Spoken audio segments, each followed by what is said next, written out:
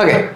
Moving on to the next question. Only around 16% of MSMEs get access to loans from banks. So if you know that MSMEs actually face credit issues, right? They have less access to institutional credit. You can take a guess that 16% is a okay number.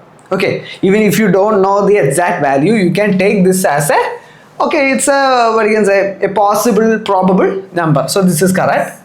Collateral requirements and complex legal structures limit formal credit flow to MSMEs. It's actually correct.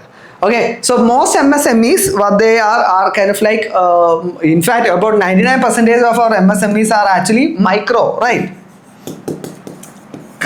Micro enterprises. So they will not have enough collateral to actually access institutional credit. So this is actually correct. Lack of timely credit impacts capacity building and growth of MSMEs. Again correct. Both of them are correct, and they do explain why they can't get loans from banks. Okay, so that is actually correct. Okay.